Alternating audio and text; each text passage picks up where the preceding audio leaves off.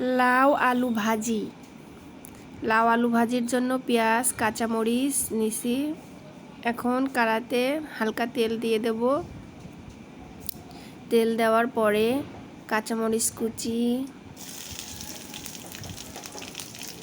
পেঁয়াজ কুচি দেওয়ার পরে নাড়তে হবে যেন পেঁয়াজ আর কাঁচামরিচটা যেন পুড়ে না যায়।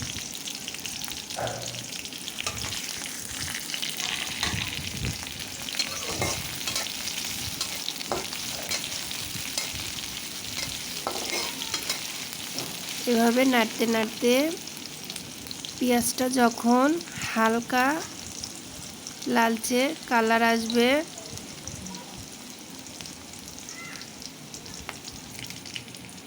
তখন সামান্য একটু হলুদের গুঁড়া দিয়ে নাড়তে হবে।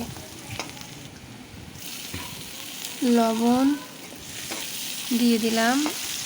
এখন আলু আর লাউটা দিয়ে দেব। দিয়ে নাড়ার পরে হালকা সামান্য অল্প একটু পানি দিয়ে দেব।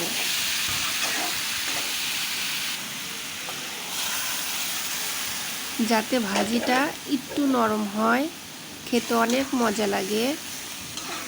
ভাজিটা আপনারা ছোট বাচ্চা বা যারা অসুস্থ তাদের জন্য অনেক মজার, কি রুটির সাথে কি পরোটার সাথে কি গরম ভাতের সাথে অনেক মজা করে খেতে পারবেন। এখন আবার একটু নেড়ে দেব। এইভাবে ধীরে ধীরে পানিটা দেখেন উঠে গেছে, ধীরে ধীরে একটু সিদ্ধ হয়ে ভাজিটা হওয়ার মধ্যে আসবে। আবার একটু ঢেকে দিলাম। এই দেখেন অনেক সুন্দর কালার হয়ে গেছে। এইভাবে নাড়তে নাড়তে অনেক সুন্দর একটা এসে যাবে। এই যে প্রায় হয়ে গেছে।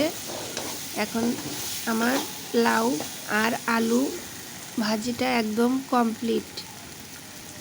সবাই একবার হলেও বাসাতে ট্রাই করে দেখবেন।